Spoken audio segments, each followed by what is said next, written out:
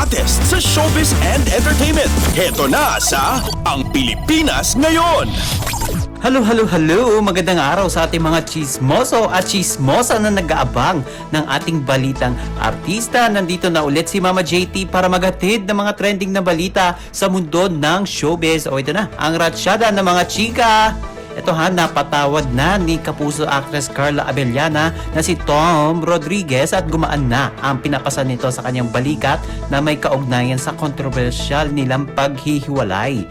Say ng actress, ginawa niya ang pagpapatawad sa dating asawa para na rin sa kanyang katahimikan. And isa raw ito sa kailangan niyang gawin para tuluyang makamove on na sa kanyang buhay. And masasabi rin ni Carla na 100% na siyang nakamove on sa naging relasyon nila ni Tom. Say niya quote and quote, "O naman po, definitely.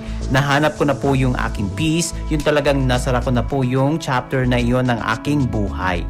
Lagpas pa po kumbaga sa pag-move on. So masayang masaya po ako." And pagtitiyak ni Carla, definitely masaya po ako ngayon sa buhay ko. I'm happy where I am, pati po sa kung sino ako today. And tanong dyan maaari pa ba sila maging friends ni Tom? Ayaw mo na itong pangunahan ni Carla. Say pa niya quote and unquote, kasi yung mga hindi nga natin akalain na hindi posible, nangyayari po. Yung mga akalain nating mangyayari, hindi nangyayari. And explanation pa ng actress, kumbaga sa buhay po napakarami pong kaganapan na unpredictable. So ayoko pong kumbaga tuldukan o maging definite sa anumang bagay. So anything can happen. So wala po akong gustong i-finish, i-finalize, i-set.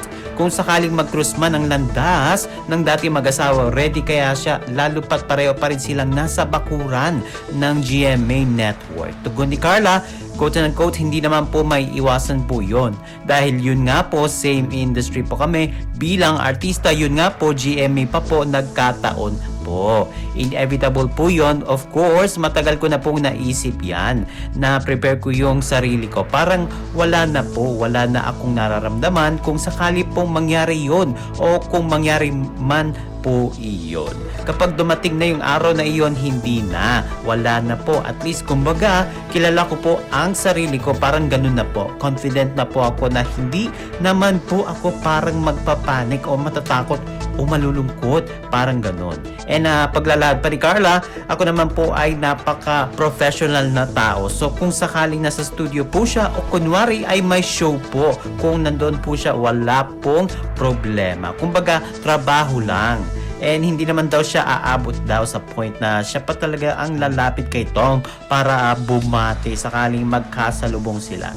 Ayoko po because ang dami ko pong inaatupag kailangang isipin. Yan yung pahabol na sinabi ni Carla. And hindi naman po, I don't see the need na siya yung unang bumati, sabi ni Carla. And I don't think it's necessary na magkaroon pa ng ganong initiative, attempt or reach out. Hindi naman po kailangan manggaling sa akin.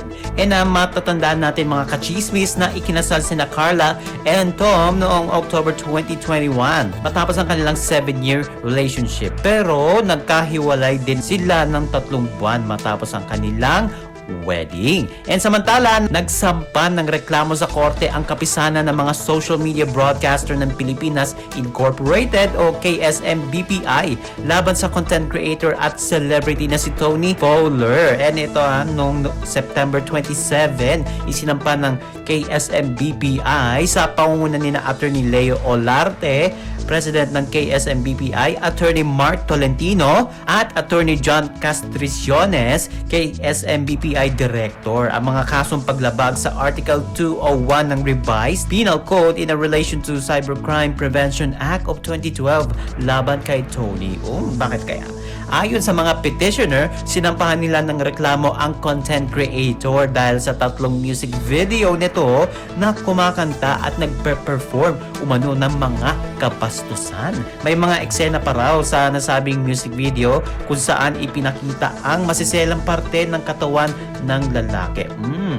Ipinunto pa ng grupo na maraming kabataan ang nakakapanood daw ng mga video ni Tony sa social media kahit pa may disclaimer. pa nga ito na for adults only o bawal sa mga bata. And wala pang inilabas na opisyal na pahayag si Tony hinggil sa kinakaharap niyang mga kaso. And nauna rito, nagsampa rin ng kasong kriminal ang nasabing organisasyon laban sa magkarelasyon na sina Vice, Ganda at Ayon Perez dahil sa indecent acts umano ng mga ito sa isang episode ng It's Showtime. And ito pa mga kachismis, rumarampa na to the max ang actress at celebrity socialite na si Heart Evangelista para sa Milan Fashion Week sa Italia na nagsimula nitong September 20. Bukod sa Milan Fashion Week, abala din si Heart sa pagpopromote ng mga mamahaling fashion brands bilang influencer ng mga ito. Pero ginulat ng kapuso actress ang kanyang mga fans